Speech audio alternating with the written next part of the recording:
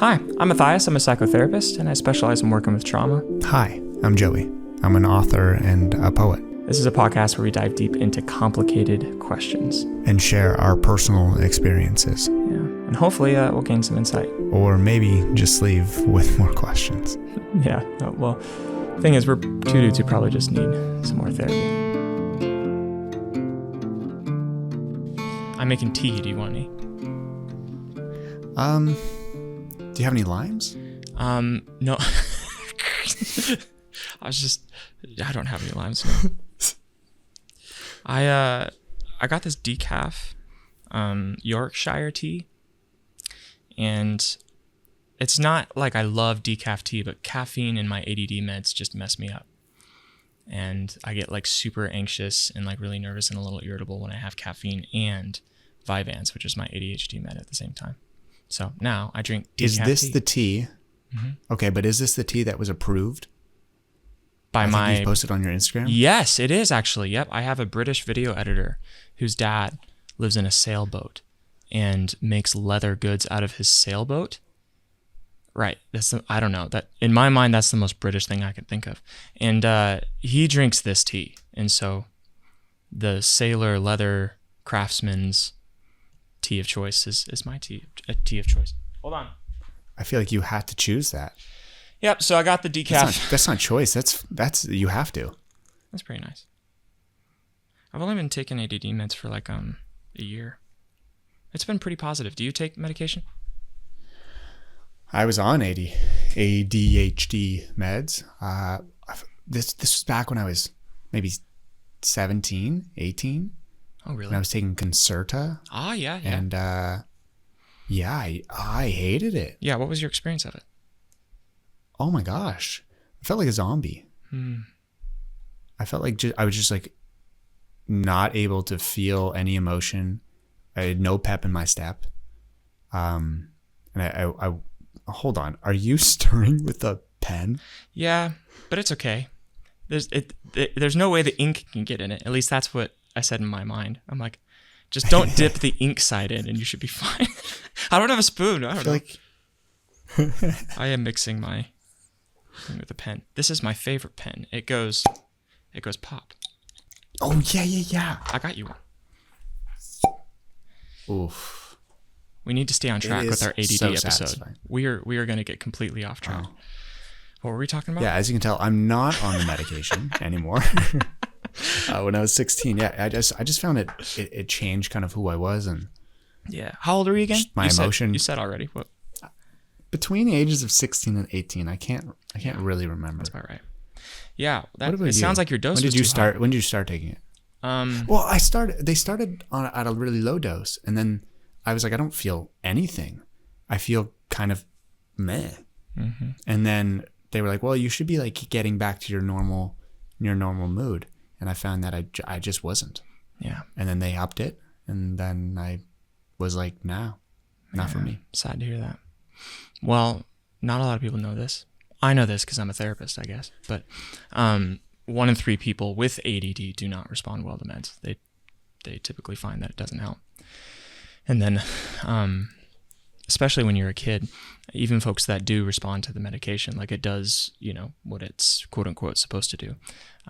You have totally different experiences of it as a kid as you do when you're an adult. I mean, because your brain is still developing, it's still changing. And so most kids do not like the experience of ADD meds and report a very similar kind of feeling, that zombie-ish, zone out, don't feel like myself kind of experience. And then many of them who end up trying medication again as adults find that like, whoa, actually this feels totally different and I really enjoy it. So that's pretty interesting. So when did you start taking it? Oh, like 6 months ago. Yeah, 8 months Why? ago. Well, so long story. I won't make it too long, but make it short. Yeah, I'll make it short. I'll make it short and zesty. I'm kidding. Make it as long as you want.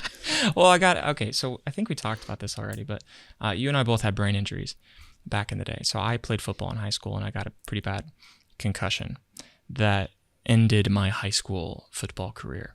I was a lineman and I got tackled, and it was a mighty tackle, a little too mighty. And so from that point on, well, it's not like I'd never had suffering before that, but I suffered a lot more after that, just mentally. Just had a lot of mental health challenges, a lot of depression, a lot of not feeling right.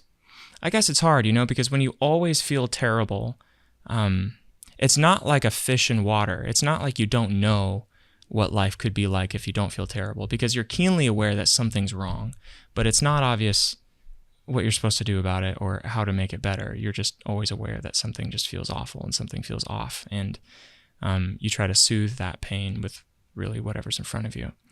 Now, did you feel that way because you had to stop playing? No, I felt that way just because of the brain injury and just how it affected my brain. Okay. And then had essentially a form of depression and distraction that was a direct result of the brain injury. My brain got broke, is another. I know it very well. Yeah. Well, okay, so I'll continue in the story, but not to deviate too much. You also had something similar in hockey, is that right? Yeah, that was. You just explained it the exact same way. Mine was just colder. Yeah. On skates. Yeah, but way it was colder. It was exact same thing. Yeah. Yeah. Well, so I've had pretty pervasive depression since then. I mean, it's been up and down. I would say like in my early 20s, it wasn't life altering to the point where I couldn't go to school and couldn't hold a job and all those good things. So I was fortunate in that way. But I think in my mid 20s, it kind of came to a head where I was pretty suicidal and just wanted to get help. And I went to Daniel Amen, who's a health doctor. He has a large social media following. Some folks might know him. He has essentially like kind of a thing where he does what's called a SPECT scan, and he'll scan your brain and just kind of look at its functioning, where the blood flow is, and let you know if there's something ticking or that is or shouldn't be ticking. Whatever, you get what I'm saying. If something's not right. And so I think we did like a collaboration. This is when I first kind of blew up on TikTok. Went and got a scan that was far too expensive that I could have never afforded otherwise, but I went on his TV show. And so it's an interesting thing. It's like, oh, we'll do the scan for free, but you got to let millions of people see your brain and whatever's in there. I was like, well, okay, sure. Let's find out. And what we found out was, sure enough, there was damage to the sides of my brain. I won't go into a bunch of neuroscience speak, but essentially the part of my brain that does things like emotional regulation, a bit of memory recall. It's on the outside of the brain, kind of the section right behind the top of your ears. It's, it was damaged. It was, both sides were dark, and that's not good. Yeah. So it's like, that's where when I got concussions, that's where I would feel my headaches. Oh, interesting. Yeah. I don't know the significance of where the headaches are and then what that means about the brain region, but yeah, it's that's a pretty common area to get damaged by traumatic brain injury. And so for me, that culminated in emotional dysregulation issues, meaning like I had a hard time controlling my emotions, and some memory and concentration issues, which were evidenced, pretty strongly. I don't mean to sound arrogant, but I am a smart guy. I'm intelligent, but I really struggled in school. I got like D's in high school. And then unless I was like hyper... Whoa. Mm-hmm. What classes are we talking? I mean, nearly all of them. And that's not just because like, oh, I'm so smart, I was just bored. It's not one of those like irritating genius stories. I'm not. I was really trying. I was like really trying to focus on like geometry and, all these French, these subjects that I needed to get better grades in. But just for whatever reason, I just couldn't. And did you find you had like you just didn't care that much? Well, sure. I guess as much as anybody, but yeah. I guess what I'm saying is one of the frustrations I experienced was even when I really wanted to focus, I couldn't get my head to do what I wanted it to do. And I feel like we're the same person.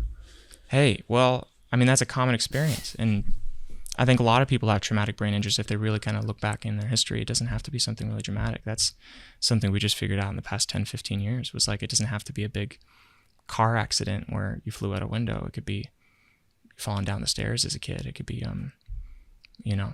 like literally just falling over and someone knocking into you and then you hit your head on the ground. Like, And that can change the course of your mental health pretty drastically. So here's what I did. Again, making a long story short, went to the scan. He told me, oh, okay, these parts of your brain, left and right side, they're not looking too good. So he gave me a few different suggestions. He's like, go do hyperbaric, go get in a hyperbaric chamber. That's essentially where they drop the pressure inside of this chamber to probably the equivalent of being like 12 feet underwater. So the significance of that is that you can absorb more oxygen into your brain. So the oxygen molecules actually condense and get smaller and then can penetrate deeper areas of the brain, and it brings a greater amount of healing. So that's how the theory goes. So a lot of folks with traumatic brain injury go do hyperbaric chamber treatment. And I did 40 sessions of that, and I felt like that helped like maybe 3 to 5 to 7%. That was, which is better than anything else before. And then what else did I do? I changed my eating. I lost like 50 pounds. And just a bunch of different health things. And then, another thing, I went back, this is about 8 months ago. I called Daniel Amen again, actually. And I was like, I'm not feeling better.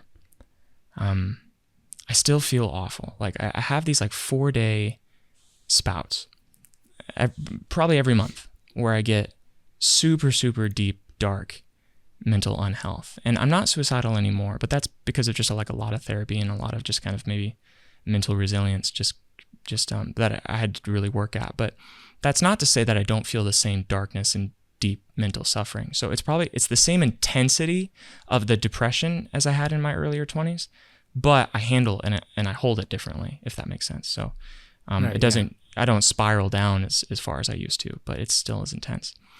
And I'm like, man, I don't really know what to do. And then Eamon was really, he went back to my scans and he's like, well, Matthias, there was like a mold issue too that we were trying to figure out. Like your brain looks toxic. It looks like you're a drug addict, essentially. Like these parts. Right. He's like, and that's what we were thinking. Like there's this aspect to your brain where you look like either you're a cocaine addict or you are a mold, you've been exposed to mold, or there's some sort of toxin.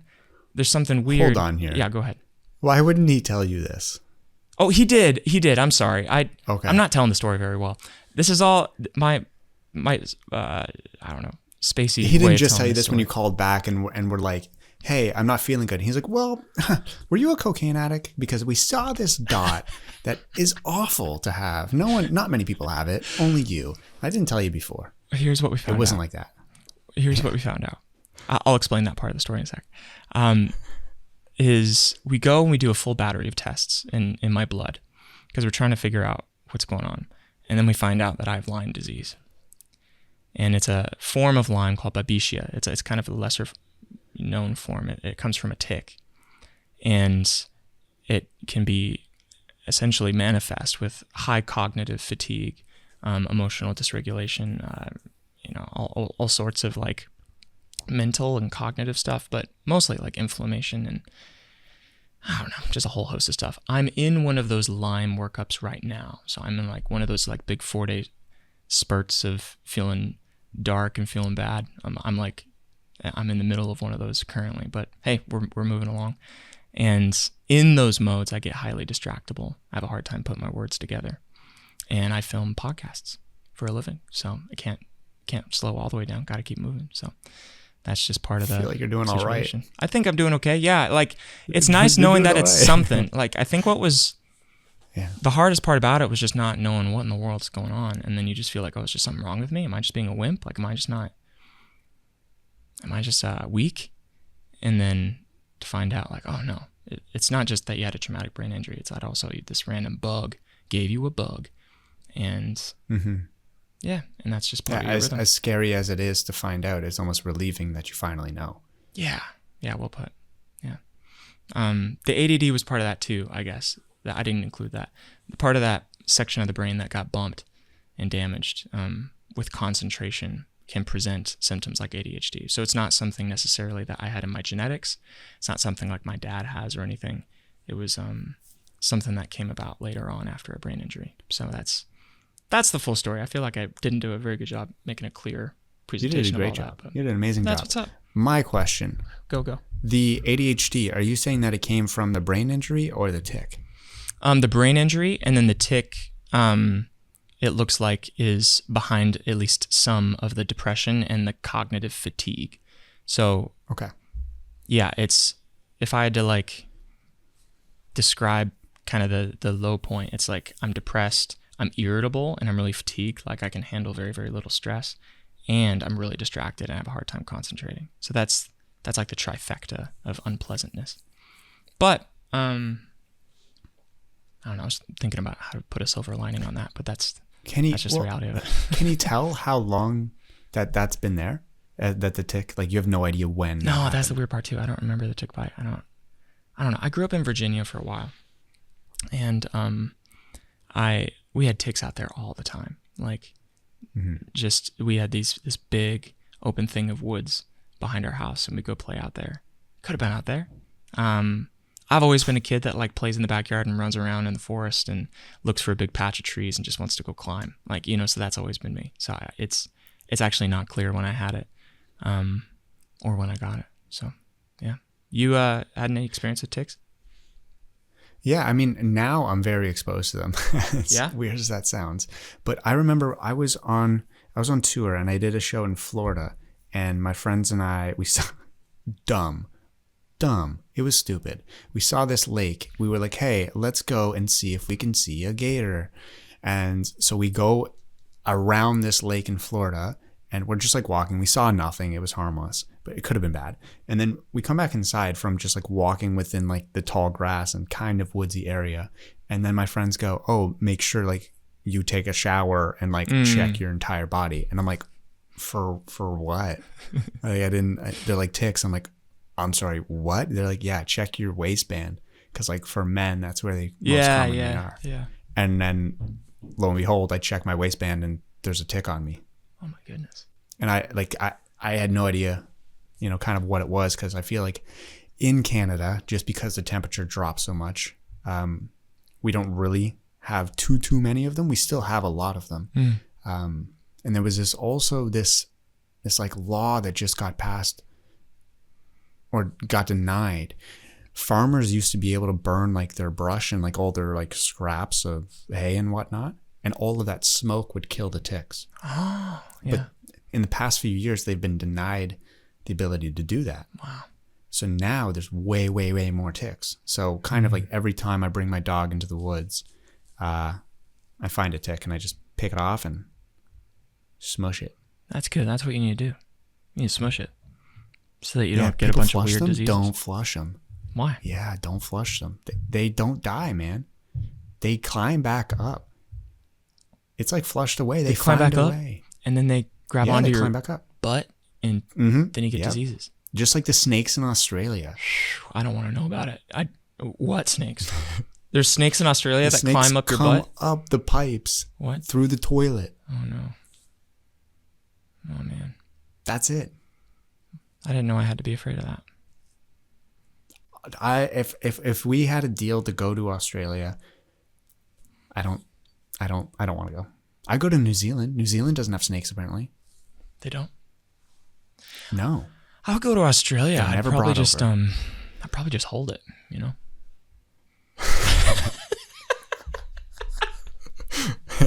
Hold on, let's back up for a second. So, yeah.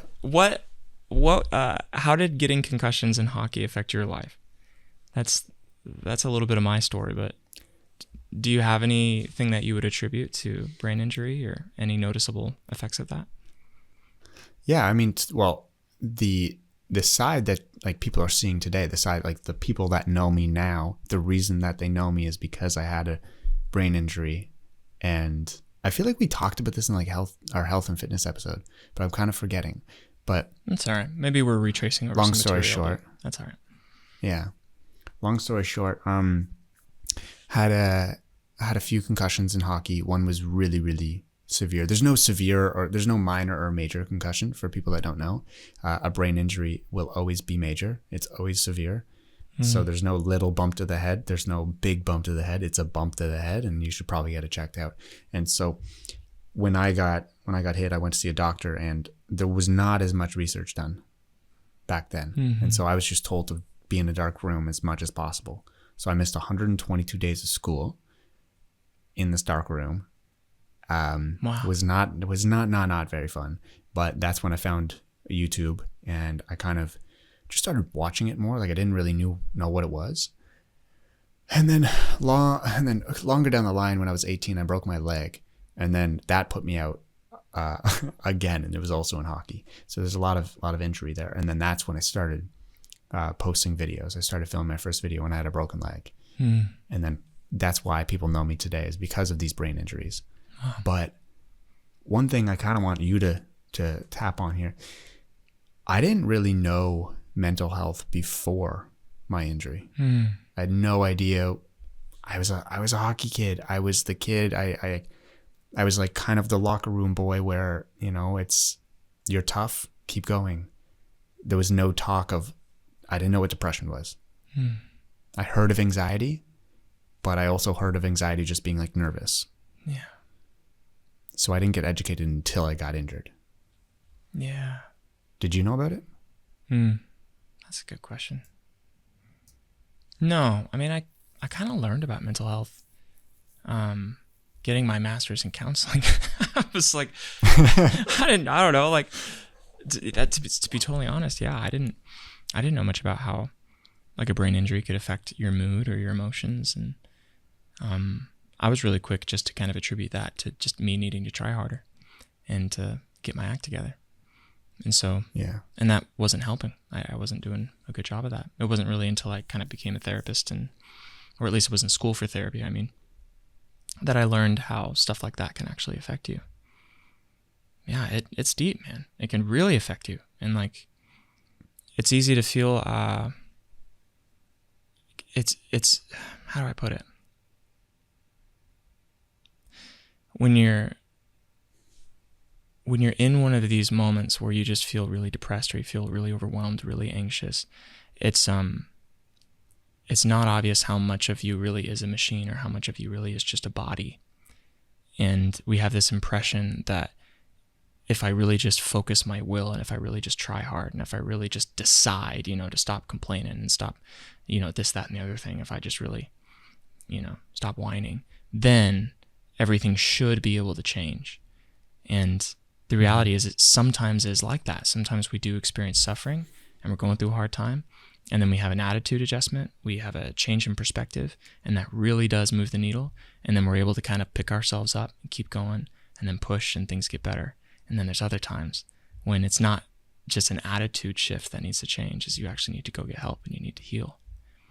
And I think that's just as true of trauma as it is a traumatic brain injury, that sometimes you do need therapy. Sometimes you do need to go sit in a hyperbaric chamber. Sometimes you need to change what you're eating, because that brain in your own skull, it's an organ.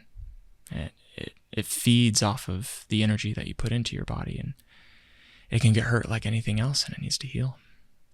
That's hard. And as a go ahead. Yeah, but also as a friend looking at it from like an outside perspective, it's also hard to, if you're seeing someone that you love go through what you just described, and they're like, I need to keep pushing. I need to keep pushing.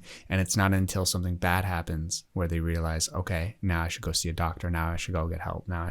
That's a really hard thing to watch. What do you think? It's hard when you have a friend that is really suffering, and they're having a hard time, and they're not reaching out for help. And you can see that they're kind of spinning their wheels, and they kind of end up in the same spot over and over. I guess if, when I think about depression, for example, depression has this weird part of it where it's self-confirming. And what I mean is, like, you kind of get stuck on a skip track. Back in the day, like, our parents used to listen to music on something called records, and hipster millennials will sometimes collect these old artifacts, and they're these large Our discs. listeners aren't this young. I don't know, maybe They a couple know a of record. Your listeners are pretty young. Mine probably are listening to this on a record right now. So when there's a wrinkle or a scratch in the track, the needle that's dragging along this record would skip. It's a skip track, and it would just say the same thing over and over and over again. This would actually happen on CDs sometimes too. Remember CDs? Wow. In my Walkman. Oh, dude, yeah. Anyway, here's the point: is depression will play the same line over and over and over. So it's not like you kind of spiral deeper and deeper into this big existential dread that's building this big cohesive large argument for why everything's terrible. It's almost you just kind of get stuck on a thought, like I'm a bad person. It's really hopeless. It's never going to change. No one will ever love me. And then it's like you dwell on that thought over and over and over again. And that thought just keeps ringing through your ears. And then you'll start to go out into the world and you'll look at things and everything around you almost, it's like it confirms that thought. Yeah, I can't get out of bed. And I'm like, yep.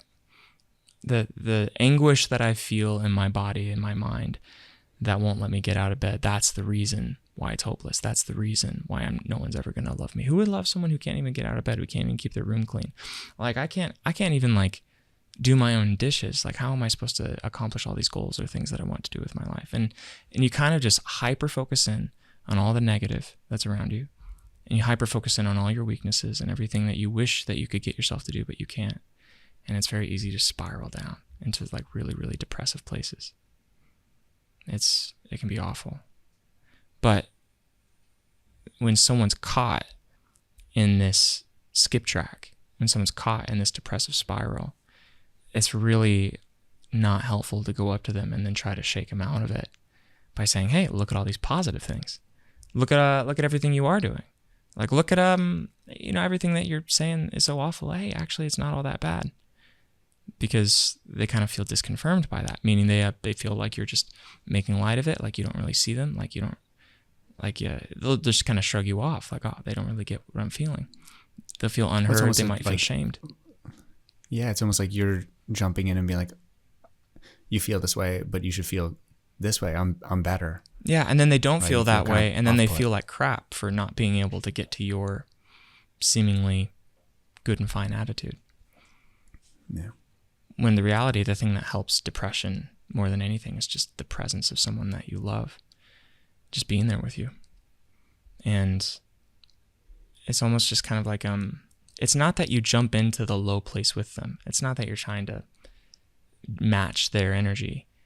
It's something like, hey, I kind of want to make s'mores, and that's kind of a weird thing to do by yourself. And I was wondering if I could come over and make s'mores at your place. And I can bring this stuff. I can do everything. Do you mind? Do you mind if we can use your fireplace, or we can use your stove? And all the other person has to do is be like, yeah, sure. Or, hey, I want to go on a walk with my dog. I'm actually swinging by your place. Do you want to join? It's like inviting them into your world a little bit, not as a top down, like, hey, you really need to get your act together, or you need to stop focusing on all the negative, like, you're just come back up here and join me. It's more just like, let me welcome you into my world with a hug, and it's on your terms. You can join, you can not. And it's more just like getting into a different atmosphere can actually start to pull the needle back onto the record, and then the song starts playing again. And before you know it, you're eating s'mores with your friend, and things feel just a little bit better. It's not like it all goes away, but it feels better. I read this article a while back, and so I won't like quote it word for word, but it was about a dark subject, about somebody that was going to do something that was very bad. And before they did that, somebody came up to them and asked them to just like come over and play video games. And that completely just flipped the switch. Yeah. And the whole point, the thing that stood out to me in this article was treat people like it's a Tuesday. Like it's not a big thing going on the weekend. It's not, I'm having this party, you should come. It's, can I come over and like want to play video games? Yeah. Right. It's just like a small little thing of just jumping into somebody's, not jumping into like the depressive, okay, we got to sit here and both be really sad. No, it's, you got to just jump into this world and just like live, just coexist. Yeah. Sometimes it's just all you need. Yeah. Sometimes it's actually asking a favor, ironically, which seems like the wrong thing to do. And you don't want to make it too much of a hassle, but like essentially helping someone feel like you're really bringing value into their life. If the depression has a lot to do with loneliness and them being kind of worthless, When I have friends that are feeling that way, sometimes I'll go over and be like, hey, I could really use your help. I'm making a pot pie and I'm trying different recipes and I need someone to taste test it and tell me what they think. And then you make them a pot pie and then they taste it and you're like, okay, like, should I make it more salty, less salt? What does it need? Oh, thank you so much. I needed help. I've had so many of them now, I can't even tell. Thank you for your help. Something like that. What it does is it helps shift them out. Like, your life isn't just this dark corner of your bedroom where no one cares. There's someone in your world that actually needs your opinion and needs your taste. And they really valued it, and you made their day brighter. And by getting to see that happen with your eyes, your day gets a little brighter. And that is so much more powerful than someone just looking at you and being like, hey, dude, stop being down on yourself. You're great. Lots of people feel happy that you're around.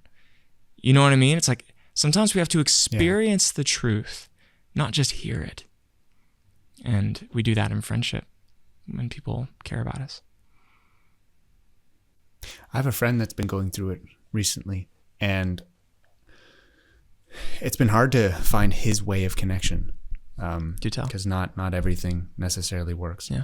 But the one thing that I've done recently is I had a call with my therapist, and I spoke about him, and he's been having a hard time just finding love, just dating, and it's with dating apps nowadays, like it must be such a, just I feel like it's a difficult, lonely spot.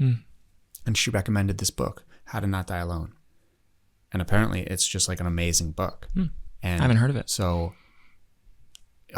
like a lot of people have read this, a lot of people have listened to it, and apparently it's amazing. And so I messaged my friend and I was like, hey, I had a call with my therapist and like this book came up and I thought of you. I thought it would be a great read. I would love to know your thoughts on it. And he read that book. Oh, cool. And he, at every single point that he kind of, that sat well with him, he would message me. And it was just a little thing. For Christmas this year, I usually don't get my friends gifts. I saw something. He's trying to learn to draw. I saw, a little notebook and some sketching pencils, and I just got it for him. Sweet. And I was like, in my card, I was like, this is nothing. Just saw it and thought of you, and that's it. And the way, like his eyes smiled, which was everything. I was like, I don't need a hug from you. I don't need a gift back. I don't need a thank you card. This is it. Just making sure my buddy's okay. Yeah. You knew something intuitively, even if you didn't know how to explain it like that, which is people need to experience it, not just hear it. Yeah. And what you believed about your friend was that he actually is creative and a great guy that deserves to be loved and is going to find relationship one day. It can be a long process for some folks, a fast process for others. There's no guarantee of what timeline something like finding love actually sits in. But you showed up in his life and treated him as if he was all the positive things you believe him to be. And I think that actually is our job as friends when we have someone in our life who's depressed or going through a hard time, is we show up in that way. We act as if they are all the good things that we know them to be. And just a little nudge, something thoughtful. Again, not trying to be tricky or, I don't know, like, I'm going to devise a plan to bake cookies and get him out of his depression. It's nothing like that. It's just an invitation. That's all this is. You can't make anyone feel better. You can't make anyone pull out of something hard that they're going through. But you can always extend an invitation. Yeah, one of the things that I'm working on with just like giving advice to either my partner or my friends is short and sweet. Because I find I'm really interested in these topics, and I'm interested in struggle, which is yeah, sure. I'm sure you can relate to that sometimes. You and I both, yeah. And I find I get lost in this kind of like advice giving moment of like, okay, well, what if you try this? What if you try that? And I kind of get lost in that. And I find I can notice myself kind of like I'm seeing myself in a third person. I'm like, oh my God, what are you doing? Like, they have blocked you out. I see them blocking you out. You had that, let's say that 5 minutes, that sweet 5 minutes. And now you're going in way too deep. You're getting into lecture mode and it's off. Now they feel less than. Yeah. That you're smarter, that they need to learn something from you, you're greater, blah, blah, blah, blah, blah, blah. Yeah. And so I've noticed that a lot recently, that just short and sweet is good too. I do that all the time. In moderation. Yeah. I often find that people will respond to other people's depression or pain in the way that they respond to their own. And so if people typically kind of just try to shove it down, not think about it, talk themselves out of it, they'll try to talk their friends out of it. Give all the reasons why it should just all go away and it's fine. If people are kind of, I don't know, angry and frustrated and uncomfortable with their own pain, then when you show up and you mention that you're in pain, they're going to get awkward and weird and kind of, I don't know, slink back. Maybe even get a little bit irritated with you. That's normal. Then every once in a while, there's those occasional friends who can just sit in it with you and not glide into it with you, like we say, not get all like in a big depressed mood or something, but just be a warm presence, like a pillow in a hard moment. And I like to think that that comes from someone's character, that someone can actually show up for themselves that way, and then they know how to show up for others that way. Or maybe it's a blend of both. Maybe they're learning how to show up for themselves that way. And so sometimes it's easier to practice those skills and try that out with someone that we really love as we're learning how to do that for ourselves. Yeah. Short and sweet. That's a pillow move. We both have ADHD. Look at where we are in this conversation. Did we start talking about depression? What were we talking about?